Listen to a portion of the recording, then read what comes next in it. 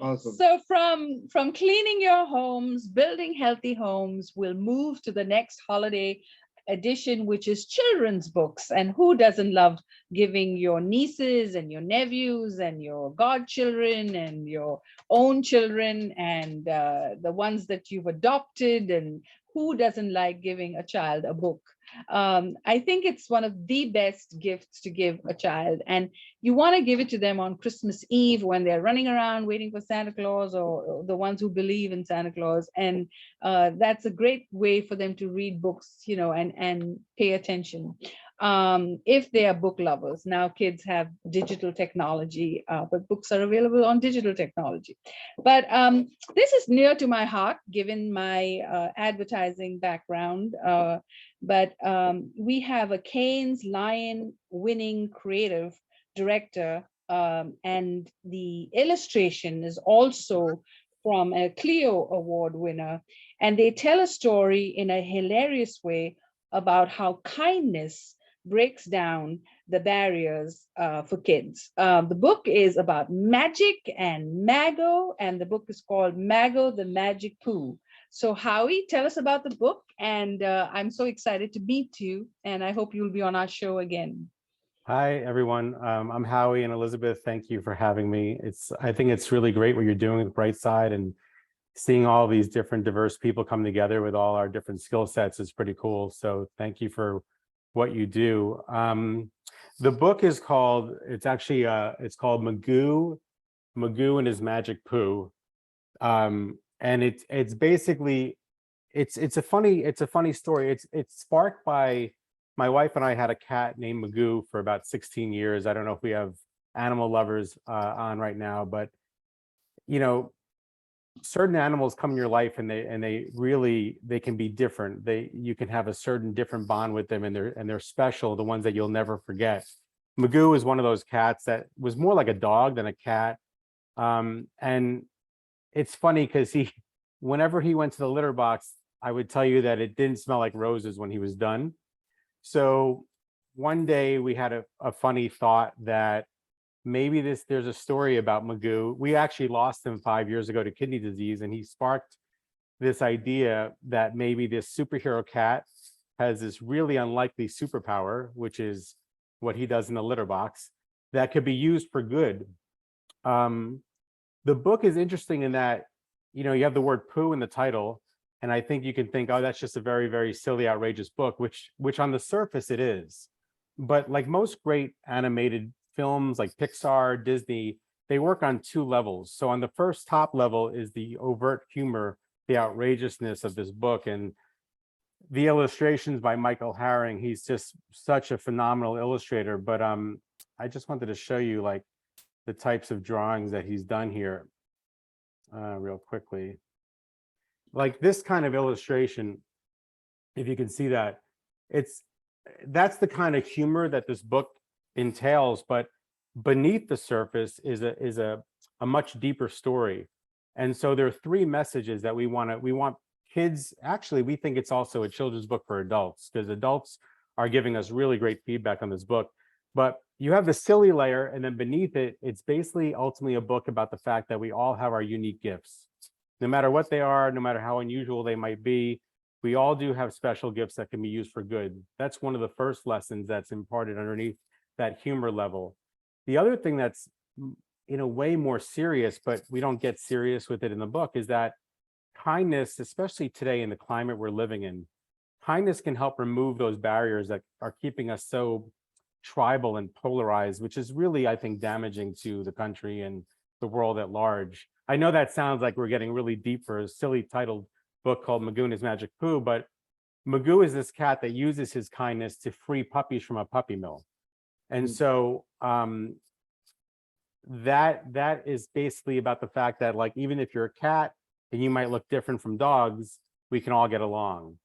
And that kind of dovetails to the third lesson, which is basically the unlikeliest friendships are always possible. So it is called Magoo and His Magic Poo. It was released officially on Amazon on October 29th, which is National Cat Day.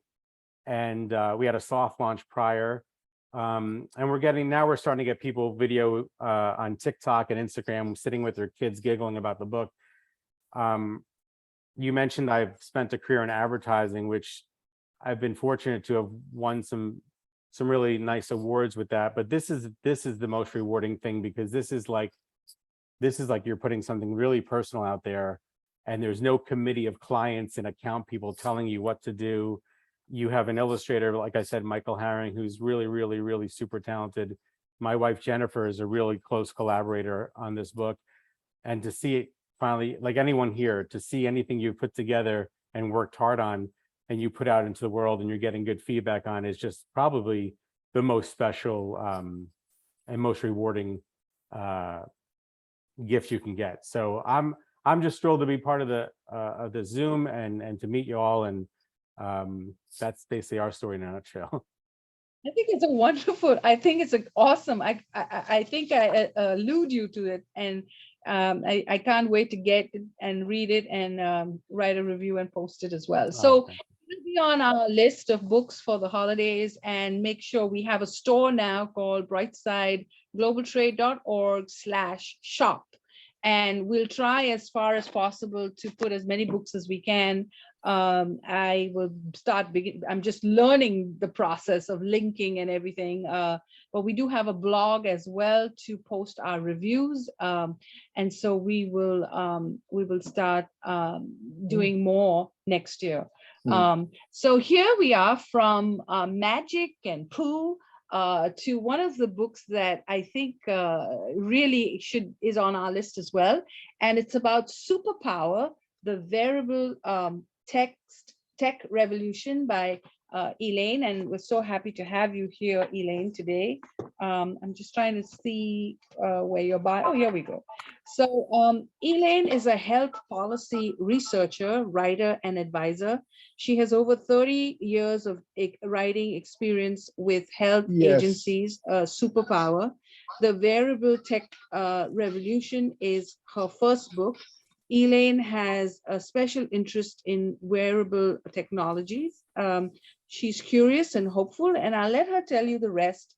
But this is such an important topic, and it's a fabulous book with great illustrations, and I'll try to show you some of them. And over to you, Elaine, and thank you for joining our show today. Oh, thank you, Elizabeth. It's my pleasure to be here. Nice to meet everybody. Thank you for having me. Yeah, the book came out in October, Superpower, the Wearable Tech Revolution. It's a middle grade reader for kids ages 9 to 12, but I'm actually hearing from parents and teachers that it's suitable for all ages and everybody's learning something.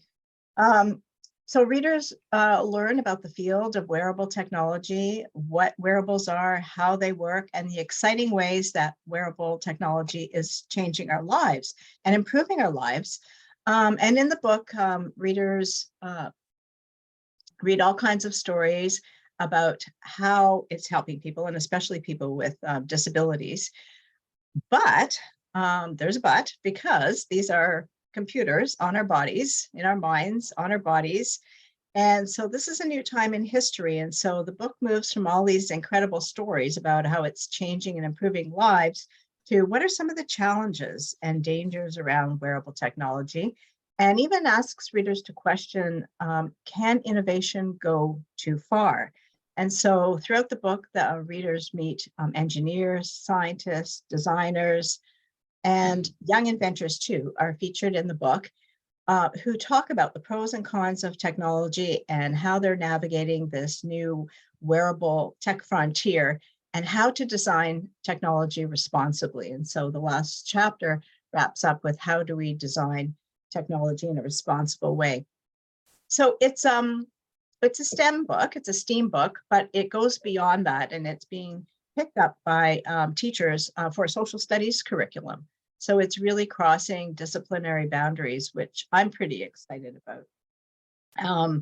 So there are stories throughout the book, and then there are little catchy sidebars that sort of say, oh, caution, move slow, think human. Did you know? These are some of the risks with the technology, and it gets into things around data privacy and device safety and reliability. And it builds on, I don't know if you're familiar with, there's a a motto in tech. It started with Facebook and Meta, and it's move fast and break things. And so I developed sort of a little antidote to that. The caution flags throughout the book are caution, move slow, and think human, because we have to think about the impacts of technology before it's out there creating any harm. And that's what all the engineers, designers, and inventors in the book are talking about, advocating for responsible design before the tech's out there creating harm. So that's this book in a nutshell. I think it's fabulous because we've all been talking about wearable technology, and also when you want to give holiday gifts and you want to really understand what you're giving, because I know my family is very challenging. They will return the gift if it's not something they need.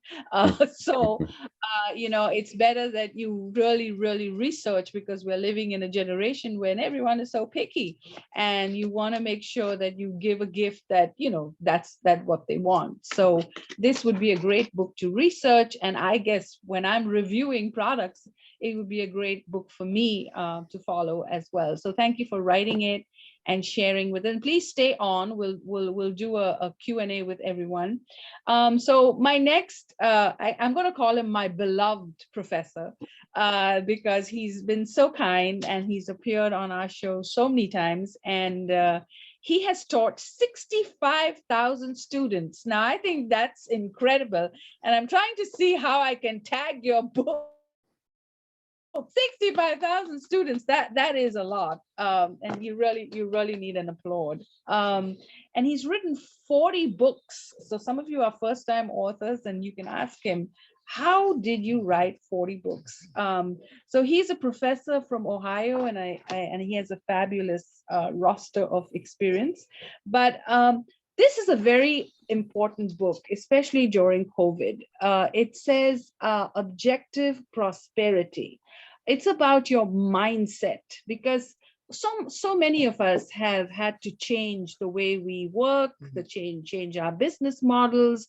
I know, as Elton mentioned, we had to completely change everything we did, and I'm learning all the technology as we go along, and adding new channels every day. So it's been a really tough nut to crack, because everything you thought you could do has changed. And so if you don't have a prosperity mindset, and when you say holiday greetings, you want to say Happy New Year, may you have a prosperous New Year, may you have a prosperous Christmas.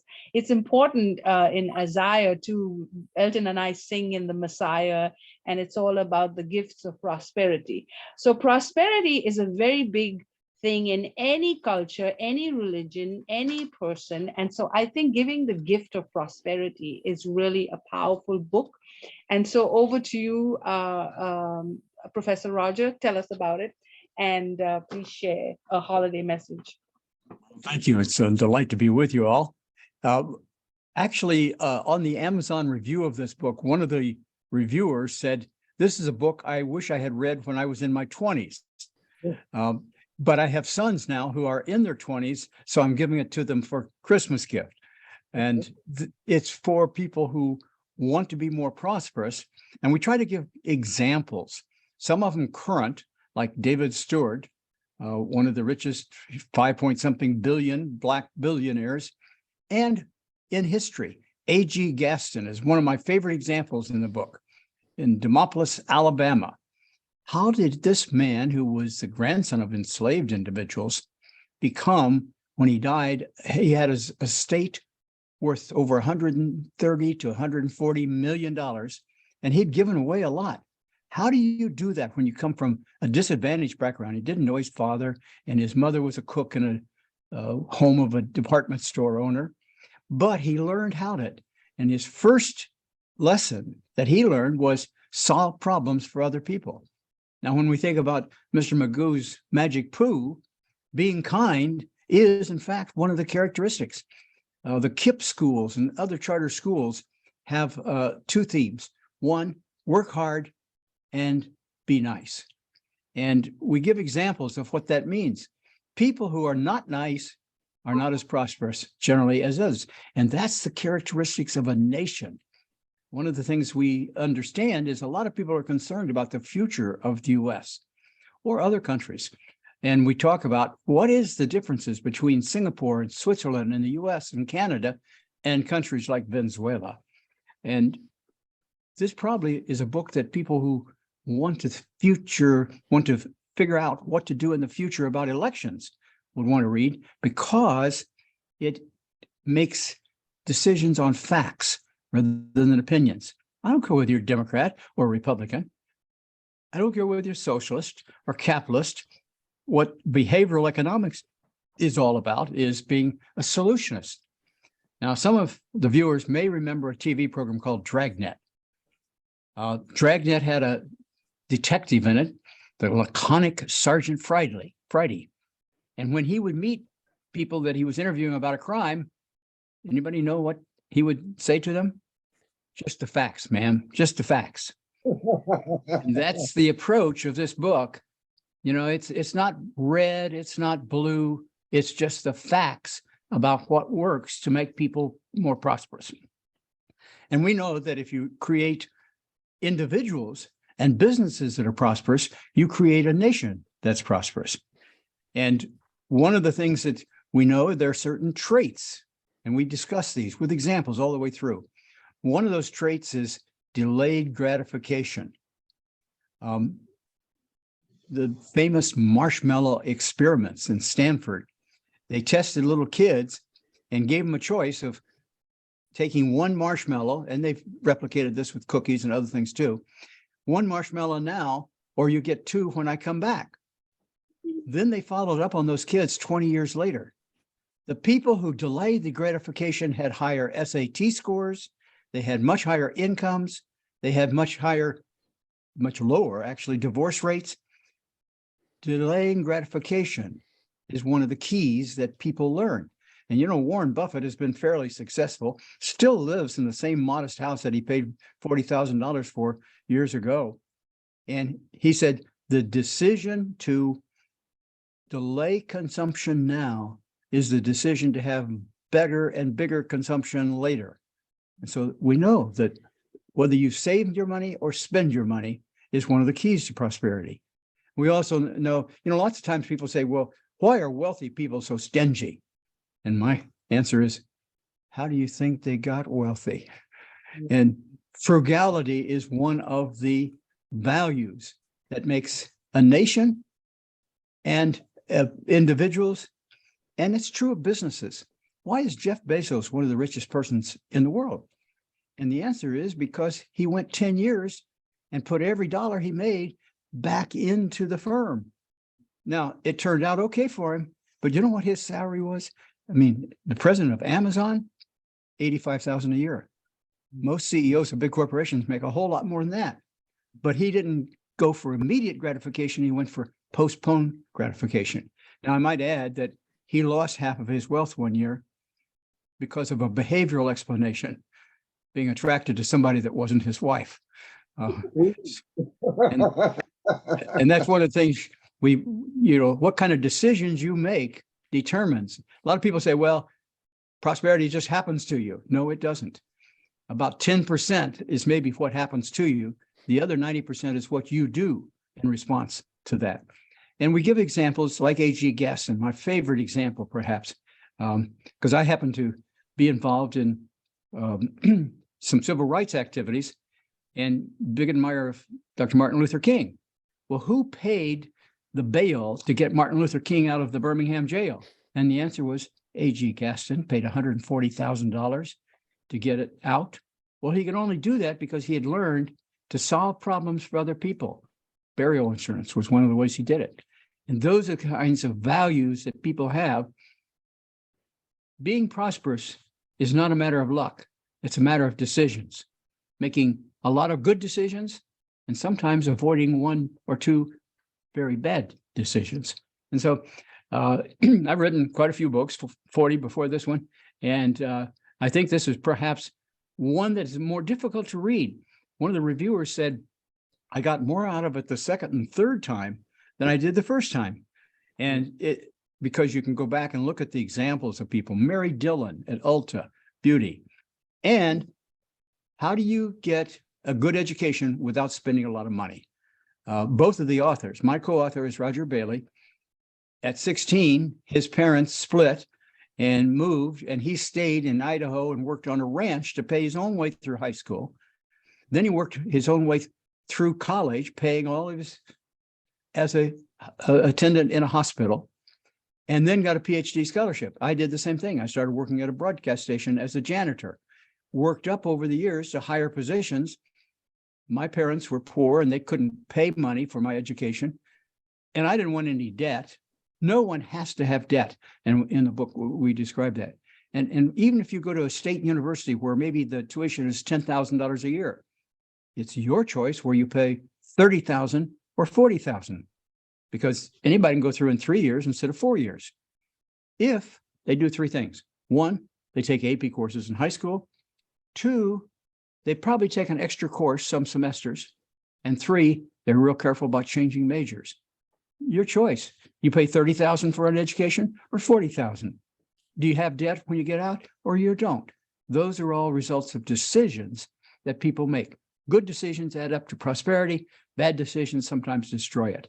And 90% of all the billionaires in this country come from people who started with nothing or next to nothing. A lot of people say, Roger, how do you become very wealthy? One answer is start with nothing, but you got to have the right values to get where you want to go. And that's what this book is all about. It's designed, it's not light reading where you just flip through it, but you can go back and look at some of the things over and over and figure out, is inequality getting worse or better? And you can figure out, what are the unintended consequences? Why do we have cities racially segregated? And if you study the interstate systems, that's what it created. But that was an unintended consequence. And we have a whole chapter of unintended consequences in it. Wow, wonderful. We actually used the book for our challenge. We did a 30-day challenge. We had 11 people that competed, and they were very, very competitive. And we shared the video and the book, and I hope some of them bought the book. But they all said, prosperity. I can't even think about how I'm selling anything. And so we had a lot of discussion about, changing your mindset, and we've shared the videos. And I think people have really enjoyed it. So thank you so much for writing such a wonderful book. What a great It's book. actually it's being used in prisons now too. What a great book, though. I Yes. mean, you've really isolated the important, well, it seems like an analysis of good habits, things that you do, you continue to do, you improve on doing, and do more of over a period of time, because life is a composition of total elements, not just one or two. But if you have, a history and a consistency of certain habits that you engage in on a regular basis, I mean, it only can yield better results. Yep. And so I And commend you. prosperity means different things to different people. One of my favorite examples is a person who was a janitor in an elementary school. Probably never made more than $25,000 a year. And at his death, he left over $1 million for scholarships for students from that school. How do you do that? Because he understood how to be an Einstein at investing. It's called compound annual growth. And he also saved, even though he's making $25,000 a year, he saved a little bit out of every paycheck. And that was A.G. Gaston's rule too. Yeah, I just read an article that one of the largest consumers of diamonds, and 5,000, 40,000 price diamonds, are not bought by millionaires, but are bought by cosmetologists and hair salon people. And I'm like, really? So it goes to show it doesn't matter how much you make, but it's how much you keep. Well, Yeah. one important point that I mentioned too, it sounds like the people that you've identified had no restriction on what they were willing to do in terms of social standing. Whatever job's available, however I can get ahead, what advantage can I benefit from, then I'll do it modestly, because it does require a level of modesty. in that Yes. regard. So from one professor to another, we're going to move to Anthony Valero. And Anthony is another one that's written, I don't know how many books, but he's a publisher, and he started with being an editor.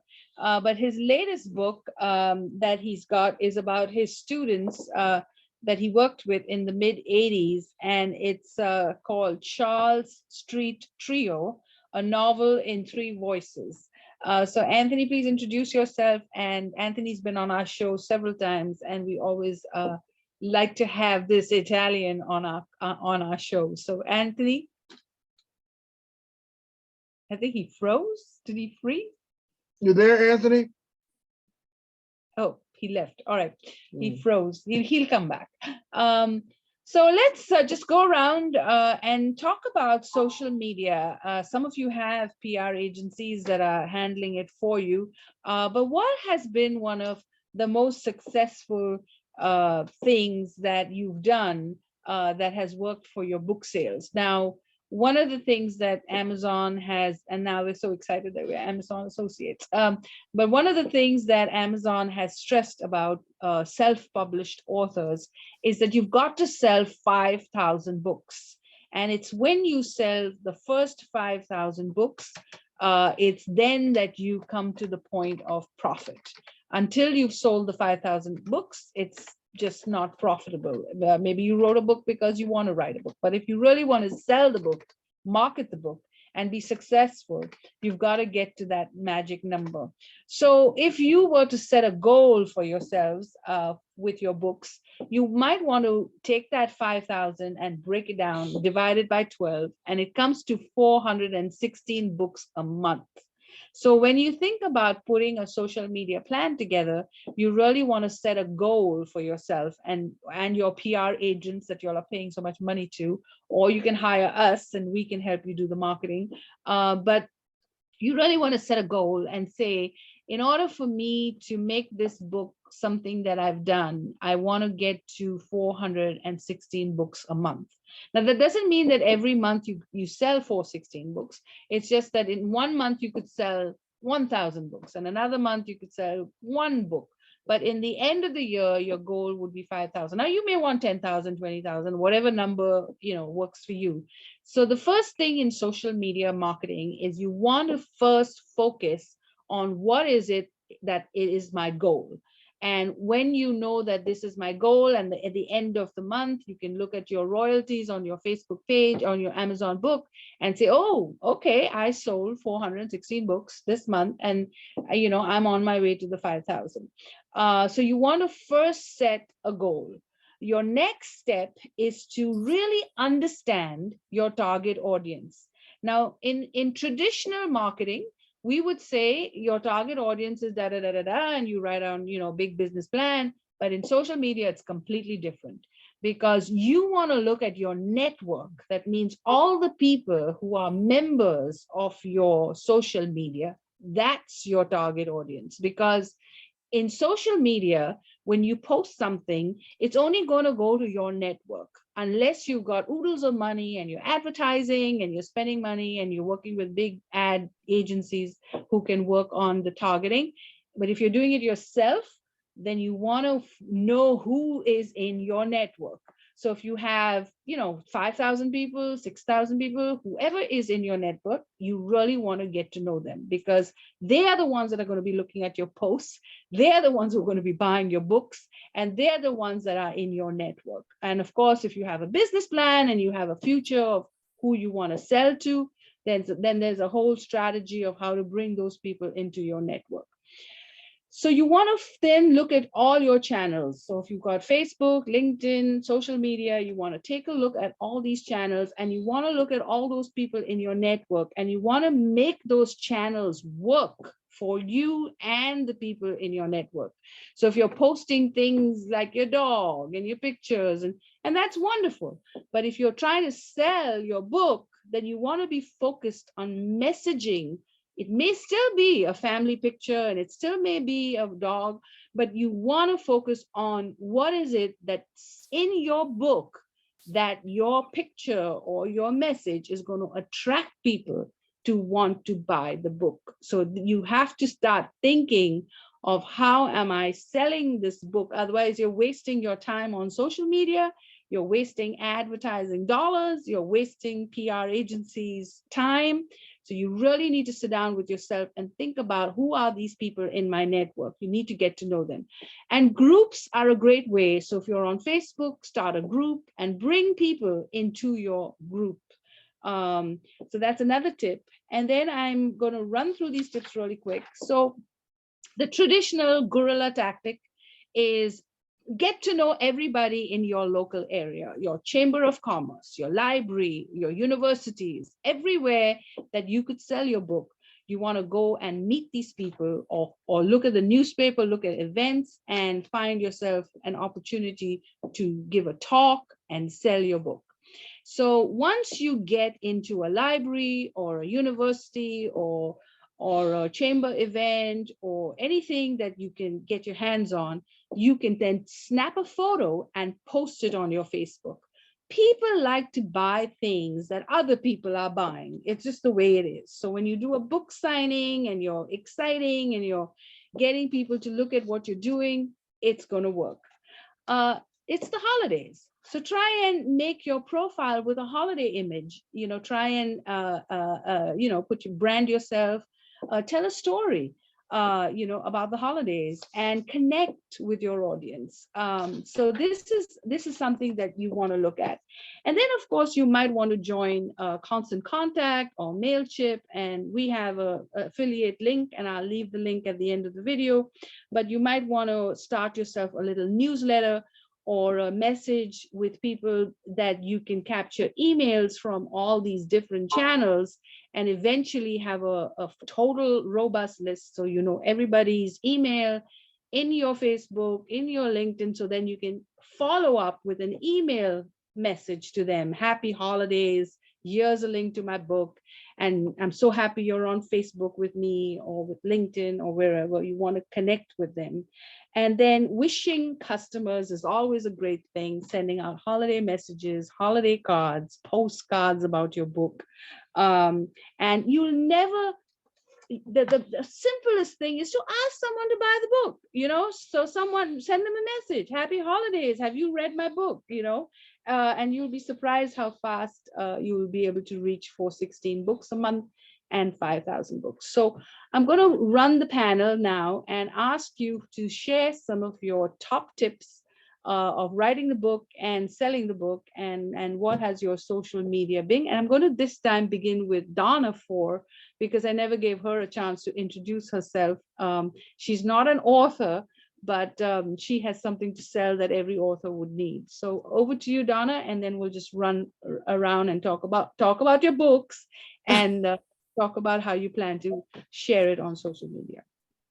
I feel a little intimidating in this group of authors because I've never even thought about writing a book, although a lot of people suggest that I do, because I spent 30 years in the Air Force, so I went everywhere. I was on 9 deployments, 2 wars. I survived 9/11 at the Pentagon, so I got a lot of stuff that has happened to me. So I probably should write a book, but just figuring out how to do that is hard to do. But I have experienced a lot. If anybody wants some travel advice, let me know. I've probably been to the country that you want to go to.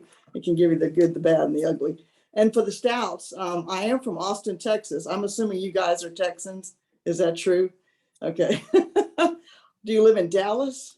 How could you tell? Yeah, your accent gave you away. We're actually in Horseshoe Bay. We're about 40 minutes from you.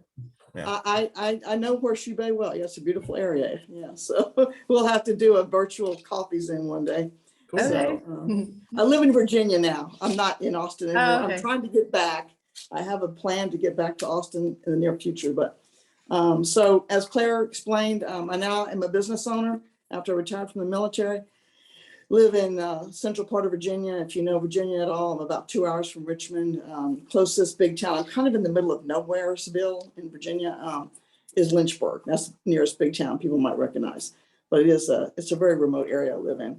And I now help people with, Roger's book really intrigued me. That's why I bought a copy. So Roger, I deal in financial services. You know, I'm an insurance agent and I deal with financial services. I work for a big company called Mutual of Omaha. I'm sure all of you have heard of it. For those of you who are old enough and remember a show called Wild Kingdom, they're bringing the show back. It's going to come back in 2023. Of course, Marlon Perkins went to heaven. So there's a new Marlon Perkins. I don't know who the gentleman is, but or woman. I don't know who it's going to be. But anyway, it's going to be a great show. So I hope you'll stay tuned. And I'll try and find out when it's actually going to go live. So Roger, your book is so important because there's a mindset about money that people have. And most people fall into two camps. They're savers or they're spenders. And when you find the spenders, it's really hard to make them understand that they have to have a little bit of that saving mindset because they're robbing their future self, right? So every dollar they're not putting away for a future themselves is a travesty. And sometimes I meet people at the tail end of whatever financial situation they're in. And it's kind of hard to say, if you'd have just started on a different path 20 years ago, we wouldn't be having this discussion. So I'm hoping that a lot of people that are younger read your book, or people that, you know, have children or grandchildren will have these discussions and say, hey, it's great to spend your money and have a wild lifestyle, but at some point your future self is going to really be upset with you because you didn't save the money that was needed to have the lifestyle you want. And I'm just being honest, people, because I do sit down with a lot of people that, like, here's a perfect example, Roger, of the mindset problem. People will rob their 401ks early. Something happens to them in their 50s, right? You're not supposed to touch your 401k till you're 59 and a half. I don't know if anybody knew that, but you can't touch it because there's a big penalty. So they rob their 401k to do something. I don't know what it is. Maybe they lost their job or something bad happens. Medical bills are a big source of bankruptcy, by the way. So then now they're in their 60s and 70s and they can't retire because the 401k is gone. So there's just all these things that come up in life that if you just have a better early mindset of saving and protecting your money will guarantee you a much better retirement. So anyway, I'm happy to help anybody that needs some assistance in those areas. I'm really proud to be here. And maybe someday I'll write a book and we can talk about my book. I don't know what I would call it. You know, Donna's Wild Adventures, I guess. Thanks, guys. Well, Wild Adventures saw in 2 wars, and she's got a slew of medals of honor, and she's a 9/11 Pentagon survivor. So I think those stories are worth telling. Well, Donna, I think you should definitely write a book, and I think the most intimidating thing about it is starting it. But I can tell you, like, and I'm not saying I just finished War and Peace. It's a children's book that's 46 pages, but it took 10 years to do it because I'm a full-time advertising creative director. My illustrator was always busy. We would work. There would be huge gaps between the work. So it's just about, I think anyone here would agree, just starting it and just chiseling away. And one day you go, oh my God, I'm done. So yeah. I see Anthony Donna. with that. But let me say this too. I have to give you credit. I mean, you've taken time out of your lives and you shared a portion of your book and ideas that you think can improve our lives. And as Roger was saying, you know, you make a lot of money in most cases by helping people solve problems. You know, solving problems, helping people to understand, getting a better grip on their future, the children's future. It's amazing. And just the idea that you have the tools.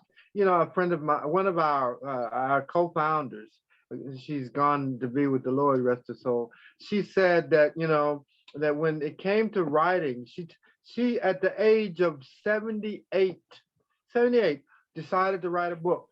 Now, Esther Pereira, and Esther wrote the book, and she said all of her friends looked at it so funny. Yes, what do you have to write and tell the story about? It was terrible, but she was such an amazing lady that she decided that she wanted to tell the story of Esther in the Bible. And what an amazing perception on things. And it also mirrored her own life and how she was looked down on. And then she decided that, you know, I'm just as important as everyone else. And I think I have a story to tell. I have something that I want to share with other people. And I think that it's worthwhile for me to share it with them. So I just want to take this moment to segue with you on, you have a story to tell. And it's such an amazing thing that you decided to share the stories with other people that way. So Anthony, go ahead. Oh, Tell us your book. can you hear? Can you hear me? Oh, Yeah, we yes. can hear you. Oh, thank you. Well, first of all, I'm sorry, my computer, froze, so I had to reboot. But look, I really want to thank Elizabeth and her partner for inviting me back. We've been on several times. It's a great pleasure for me to be with her and you and talk about books and writing and so forth, a few things today. I'll just, before I just show this recent book very briefly, when Professor Blackwell, I think he said something about advice of being nice. The only advice my father ever gave me was be nice.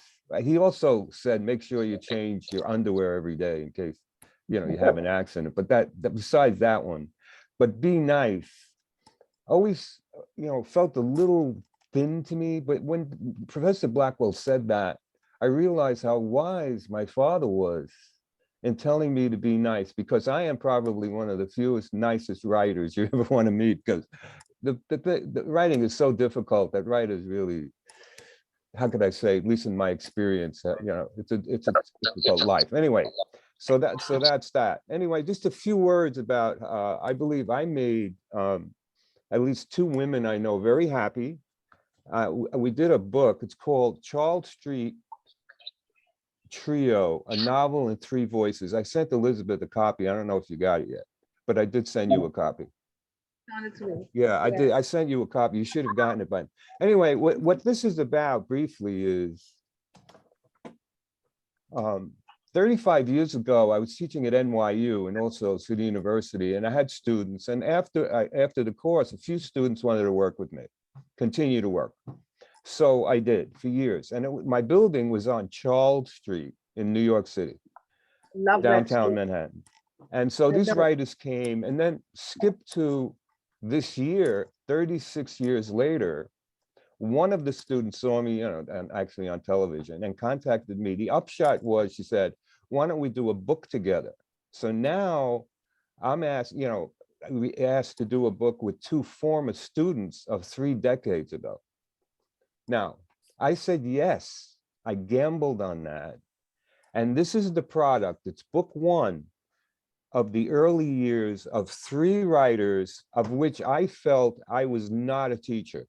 I was a single separate artist writer, and they were 2 writers, and we put this book together. And I think it's very interesting. I would be interested to know if any of you also think that it was a gamble. 2 students who became professionals in the next 30 years. One is a visual artist, a poet. The other one is a Emmy Award-winning HBO documentary. So we put this book together separately on a theme of early years, childhood years, family stuff. And this is the result. And I'm really very proud of that. I am very proud of that. And I feel two writers, 2 women, very happy about probably publishing the first time in their careers. As this is the product. So it's interesting. It's 3 different mediums. It's prose, it's photographs, and it's poetry together, separately written, but on a theme. So it's like one epic work of 3 different mediums on a topic. I believe I stated that very clearly, actually. That's what it is. So, I don't know, Elizabeth. I don't know how it's going to turn out or how it's just out. It's really now, it's on Amazon, Charles Street Trio. These are the 3 women. It's a beautiful, I don't know if you can see it. Those are the 2 women and my face over there. So that's it. That's what this book is. Wonderful. It's going to be on our reading list. We'll promote it all through the holidays. I really appreciate that. Associate account. So we'll put it on our blog, and we're Thank you learning very much. new things. And I don't know if I can succeed in finding all the links, but I'll try my best. But Thank other than you. that, be on our site along with your individual website. So if people want to go to you Thank directly, you. Yeah, I will. we can do that as well. Thank you. Over to the panel. We'll do a quick round and then we'll end. One question first. Roger and Anthony. Yep. Seems like author of multiple books. Yeah. Get an understanding from you. I mean, your philosophy on writing, and what what is the culmination of, because you've taken on projects and you decided to write books about these projects. And, and how does that, and you, from even the idea that you're writing several books on different issues, it propels me to thinking that you're always reading, researching, evaluating stuff, and you're always learning on your own. And talk to us a little bit about that, if you don't mind. Oh, Sure. yeah, I will Go tell ahead. you that, oh, go ahead. No, go ahead, Roger. Okay, well, I would tell you that I was fortunate when I first started out as a young assistant professor to have one of the most distinguished professors in America ask me to work with him, like you did with the two women, or they did. And then we built, that book has sold over 1 million copies, and it's in 12 different languages now. I just got a new translation of it in Old Chinese. I hope it's the same thing I wrote, but I won't know. But, and I was going to say this, Donna, I suggest you start writing. I have actually written up 4 or 5 pages on how to write a book. And if anybody, you, Donna, or anybody else wants to go to my website, under the comment section, you just say, could I get the write up on how to write a book? And a lot of people say, I don't have time. Well, I wrote 40 books, almost a book a year. And a lot of people say, when did you find time? And the answer is between 10 p.m. and 2 a.m. Night after night after night. Wow. Roger, what's the title of that book? The one you just mentioned? It's called Consumer Behavior. Oh, okay. Thank And you. It started out as Ingle, Collett, and Blackwell in the 10th edition. And a lot of these other editions, it's Blackwell, Menard, and people's names that are hard to pronounce because they translated into Russian and Portuguese and so forth. It sells very well in Brazil, for example. And I was invited to speak at the State University of Georgia, which I'd never heard of. Well, it was the nation of Georgia because they used the book in Ukraine and Georgia and places like that in Russian. That sounds great. That sounds great. I'm going to have to live a long time to write as many books as Roger's written. I mean, I've only written 13, 14. Yeah. But anyway, listen, I really appreciate that question. Again, when I'm here, I'm very interested in the questions and all the conversation.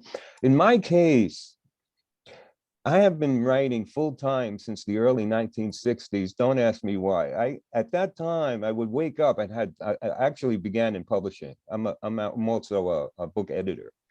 I'm fortunate to edit very, pretty famous people in my day. But I would wake up at 2, 3 in the morning and just sit and write. I mean, I didn't know why. I just felt that fortunate in my schooling, in the world of fiction. I started as a fiction writer, although I've written nonfiction books too, and I enjoy experimenting with biography. I just would write and then take a shower and go to work. I never considered writing, how can I say, a career, or relied on making money from it. And then I think, as Roger would say, money did come from it, but the original thrust was to do something that I felt I had to do.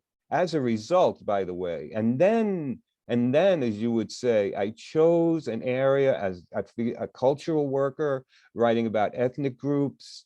I felt that I researched that and saw what was a virgin territory, and I chose that. So there are decisions to make in writing when you're writing, not to repeat what's gone before, but to write new things. And as a result, I believe that I have, how can I say, helped is not the word, informed a lot of people, including these latest 2 ladies.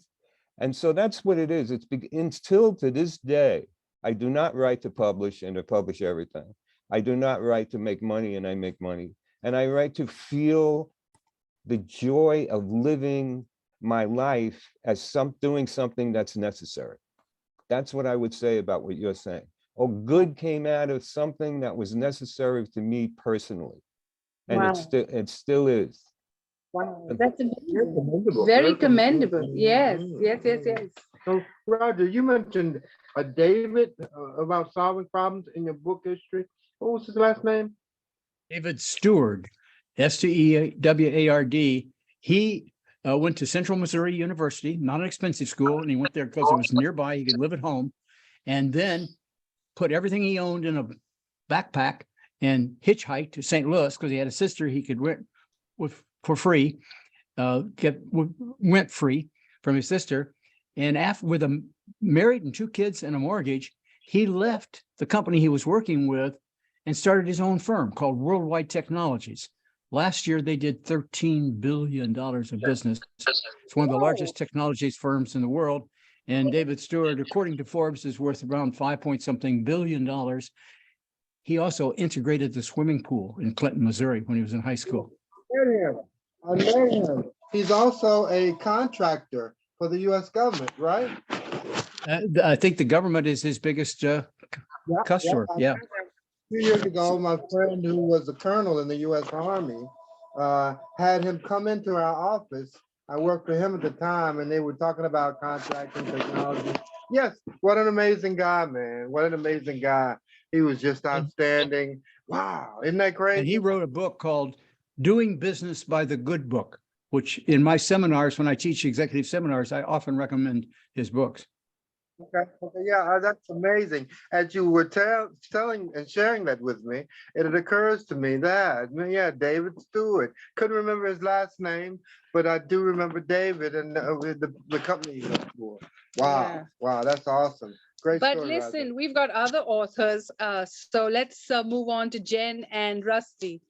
So Jen and Rusty, tell us what has your social media experience been, and how has your marketing with your books been? Since when did you launch your books? It was end of September. September Okay. 29th. Mhm. Yeah. So So- we started a website. We launched the website in conjunction with the book. And I don't know, we probably could use some help marketing. Yeah, it's interesting. Our publisher, we were obviously first time authors, never really expected to write a book. And so didn't know what to expect from the publisher, but we were surprised because they basically sent us a printout and it's like, these are the things you're going to do to promote your book. They said that the book business has changed and that the publishers don't really get involved as much as they used to. And so we're kind of having to learn on the fly. Like Jen said, we launched healthierhomes.com in conjunction with the book. And we didn't want it to be too salesy, but there are a few references in the book to kind of bring people back if they want to dig a little deeper. There's some more info on that to get more granular on a few things. We had a pretty good Facebook following for JS2 Partners, our construction company. And so we've created a Facebook group called Healthier Homes Nation. And we're building that. We're trying to make it a community where people can ask questions, share experiences. And it's just a kind of an open forum for people that have struggled with health issues or chemical sensitivities or something like that. So we're currently building that, and people can follow along with our builds and all that stuff. So another great way is that this video that I'll send you the link, and you can share that in your group, and you can share it everywhere, because the more videos you can produce, your algorithms will go up. And so try to attend as many podcasts as you can, and then you can have content.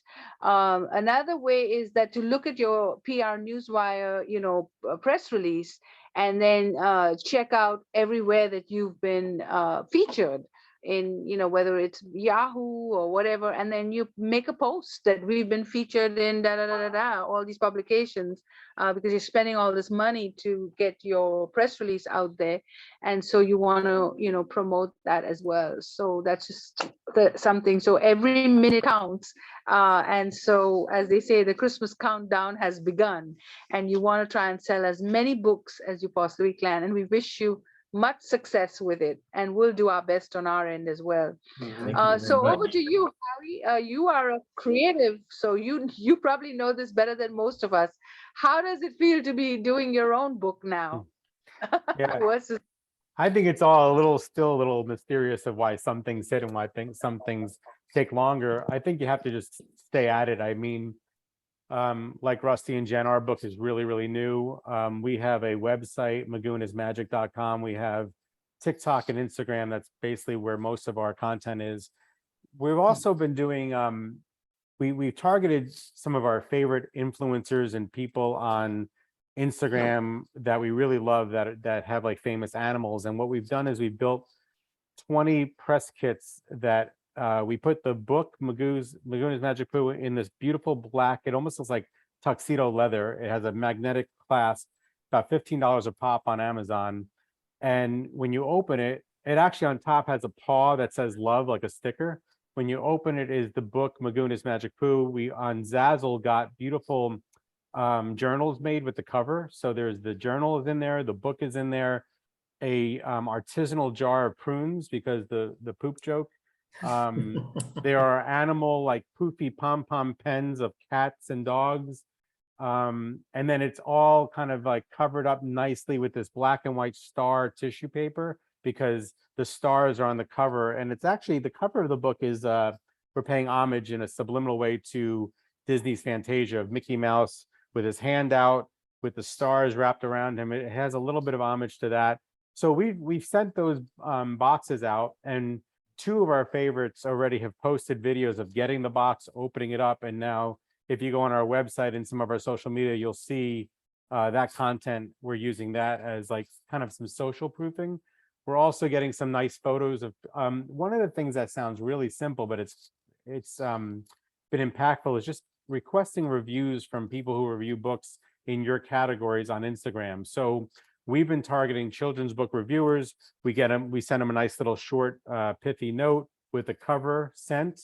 And then the ones that want to review it, they get the book. And when they review it, that's a whole other community that's not part of my social network. So you're trying to cross-pollinate different eyeballs on your book.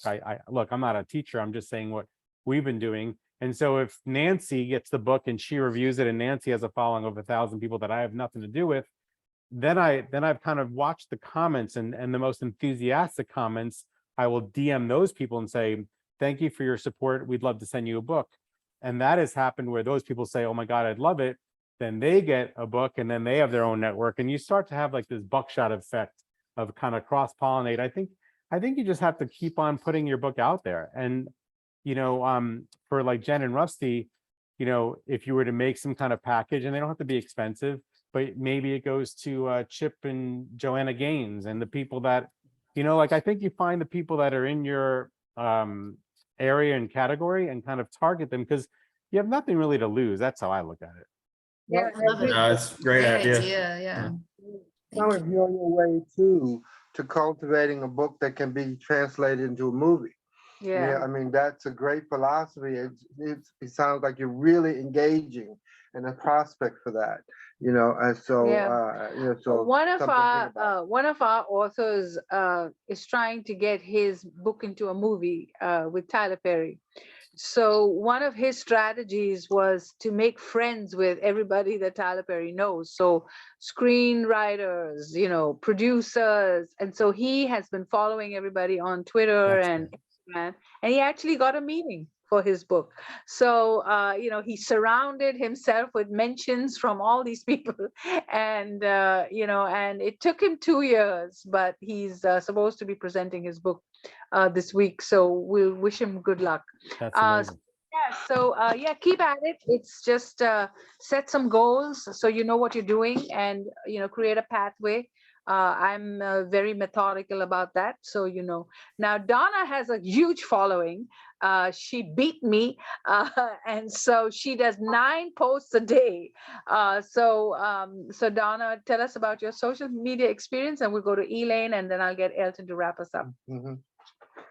Gosh, I'm probably the worst person to talk about social media because I don't do TikTok. I'm barely on Instagram. And I know I'm an old fogey because of that, but I just put a lot out there, either on my, I do encourage people to have a separate page for their business or their book. Don't mix it up with your personal page. That's really a bad idea, okay? So keep them separate.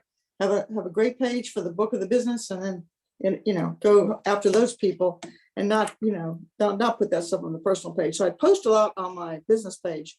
and some on my personal page, but sometimes I'm putting on my personal page something that might pique someone's interest to look at my business page, if that makes sense, right? And I do encourage people, there's something you're doing in your community, even if you think it's not relevant, put it on Facebook, right? Either on your business page or your personal page. You'll draw people to look at you because they're going, oh, what's Donna doing? Oh, she went to the food pantry today, gave out food in her town there. Because people look at that and they go, oh, I didn't know Donna was a community service kind of a person. That's really great. And you get a twofer. They look at you, they see that you're doing community work, and they may volunteer to do the community work. So it's like you're spreading the kindness. We talked about being nice today, spreading kindness. That's one way you do that as well. You get engaged with your community. You know, we all live somewhere, right? I live in the middle of nowhere, right? But there's still a lot of needs out there. So I try and plug into where those needs are and offer my time because, you know, I just feel like it's important. You know, I served the nation for 30 years, but I never took off my uniform. You know, I'm still serving in whatever way I can. I can't go overseas anymore and carry a gun and, you know, engage the bad guys, but I can help at home with things that need to be met and with the resources I have, which is basically just my hands and my brain and, you know, my ability to connect with people. So do those kinds of things with your social. You'd be surprised how many people will follow you either on Instagram or Facebook or LinkedIn. I do encourage you to be on LinkedIn. For those of you who think LinkedIn is a waste of time, it's not. I've gotten some of my best, you know, engagements from LinkedIn. So if you don't have an account, it takes 5 minutes. It's super easy. So don't ignore LinkedIn. Anyway, I'm not the social media expert that Claire has said I am, but I do put a lot out there, mostly about things that would pique somebody's interest to talk to me, whether it's about financial matters or like this month, it was all about Medicare because Medicare enrollment was going on. I provide help in that area. So it was a busy time. Yesterday was very frantic. It was the last day of open enrollment. So it was, I'm looking a little tired today. So anyway, nice to talk to everybody. What a great group. Okay, Elaine, Donna does a lot of great stuff on her Facebook page. So kudos to you. And yesterday was insane. I know that. So Elaine, over to you. Yeah. Thanks. So this is my first book. I'm new to social media, new to the whole world of promotion. This is a book with Orca Book Publishers, and they are known for being a school and library publisher. And so the hope is to market, and they do a lot of conferences and teaching association meetings and so forth to market to schools and libraries. I think for me, the most important thing was to put out a really good product. And right now it's being picked up on a whole bunch of best book lists. So the National Science Teachers Association just recently listed it for best STEM books of 2022. So it's on their 2023 list. It's on another book in Canada called 10 Lids for best books at schools and libraries. And it's had a number of other reviews. So that to me, hopefully, will expand the reach. But I've done all the social media stuff. Had to learn, you know, quick learning curve on Twitter and Instagram because I was never on that before, which I find highly intimidating. But Facebook, LinkedIn, I've done book trailers, have a website. And so doing all, you know, all the best practice stuff. And hopefully I still have a pretty small circle. So hopefully that reach is extending, but I guess I'm really relying on the school and library market for this one.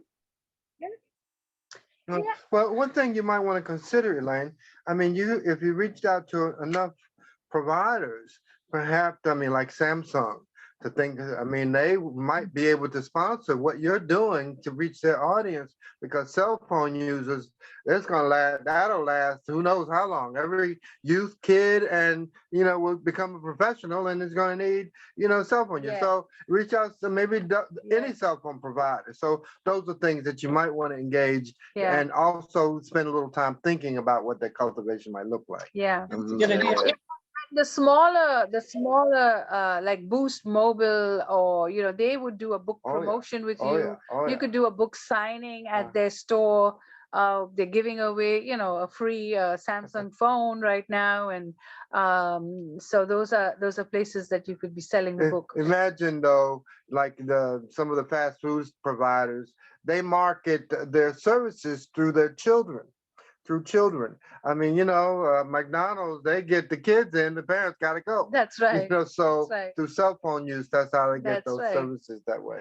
Uh-huh. So you're watching brightsideglobaltrade.org, and if you love the books and the authors, we'll make sure that their links, as well as our new shop, which is brightsideglobaltrade.org/shop, is available. I'm still putting the books up, but I'll make sure you have the links anyway, so you can buy them. These are great Christmas, and you're with these wonderful authors today, and we hope you watch it. And like we say, every time you buy a book, please snap a photo and put it in the comments, so we know that you're paying attention and you're watching. And just for doing that, we'll enter you into our monthly drawing, where we give away gifts each month, as well as give you tickets to our next show. So we have just 2 more events to close out the year. We have Donna's event on the 19th. Thank you for being a sponsor. And that's at 7 p.m. And then we will meet in person for lunch. For those of you who are in North Carolina and Goldsboro, we will be meeting at the Logan's restaurant. And for those of you who cannot come to any of these events, just watch online. We love all your comments, and we've really enjoyed meeting many of you. And I meet people in the grocery store, and they recognize me from my videos, and so I've become quite famous. So thank you for all the wonderful love and affection that we get because of this broadcast. And we wish you a wonderful holiday season, and we hope that it'll be prosperous for everyone, and that we will wrap up our last event, which will be the 19th, and then we will close until next year. We're going to have a new format, a new studio, new equipment, more channels, and we'll be bigger, brighter, and more exciting next year. We will have our first health and wellness broadcast on January the 26th. So it's going to give us some time to do the marketing and get all that we need to get in gear. So we're very excited because everything is opening back up. People are going to be virtual, but they're also going to be meeting in person. And so we'll give you a full lineup of where you can meet us, because we do a lot of trade shows, and we're at all over the country. We Las Vegas, New York, and we'll tell you where we are so you can meet us. And we're coming to your city next year. So tell us where you are, and we'll connect with you. I want to just share this with you. One of the things that makes us a liberated culture is the fact that we can write and print and share and read so many different subject matter items on so many different levels. I'm just encouraged by you all, your capacity to write, explore, explain, produce, present, read, because even as writers, you're readers. And so that's amazing. I mean, you could just sit back and revel in that benevolent fact.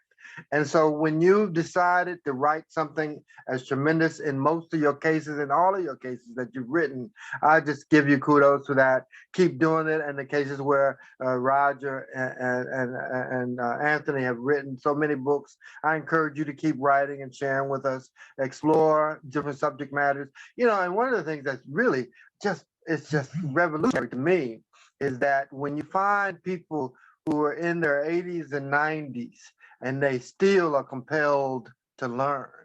They just keep on learning. I mean, that's where my head's trying to be. I mean, because you can learn something from anybody, but you keep on learning, man, how really, what kind of free mind we have. I'm just excited about that, and I explore that with you. I encourage that with you. You're amazing people. Keep being amazing people, and pursue it with a reckless abandon. Just completely be amazing people. And so with that being said, I really, really, really want to thank you for being a part of our broadcast today, and thank you for being a part of our series and programs. Please stay tuned. I mean, we're going to have some amazing series. We're plotting and planning them now, and we want you to be a part of them. And also explore the prospect of looking into the future with us, because we're going to do some crowdsourcing venues where we'll be able to reach millions of people around the world. Millions of people around the world. And I just want to keep you on board with us with that, so you can absorb and explore that future with us. And I want to extend to you, beyond limitations, that you have an amazing holiday, you and your family, and that you have all the benefits, the love and support, encouragement, and all the food you can eat. And I hope. And keep healthy, keep your homes Stay healthy. stay healthy. You know, so I mean, I've been exploring with my wife. We've been talking about it. You know, we've been talking about, wow, you know, you got to, it's the outdoors and staying active. You have to stay active. Good health is outdoors. Healthy. And I have a friend of mine who's a farmer. Now he's outdoors all the time. He and his wife. And I said, whoa, that's big time. But you know, I don't got to think about that. But you guys are amazing. We want to give you the courage, and I expect that you have an amazing holiday, and it's going to be like that. And so I want to issue these concerns. We have a couple of different broadcasts. Stay tuned for those. In the meantime, feel the incredible exploration of wonderful times that we share with you. Thank you so much, Donna, for being a sponsor and supporting us throughout the year. And thank you all. And it's going to be a great holiday in spite of COVID, and I hope that this not going to come back again. And so, but we look into the next few weeks and next years with incredible hopefulness, and that all your dreams come true. It's about time. Even today, with the liberation of Britt Griner, I'm excited about that. I mean, it's just good news. It's just good news here. This lady's been incorporated for 8, 9, 10 months, and now she's back with the family. And so I just want to share that with you. But thank you all for being who you are, being who you are. And I pray for the courage that you continue to be who you are, no matter what. All right, with you and your family. Blessings to your family and the children that grow from us. In his name, thank you, kind Father, for your grace and everlasting mercies. Give us the invocation for a great holiday, we pray. Amen. Amen. Amen. Amen. Hallelujah. Thank you. Hallelujah.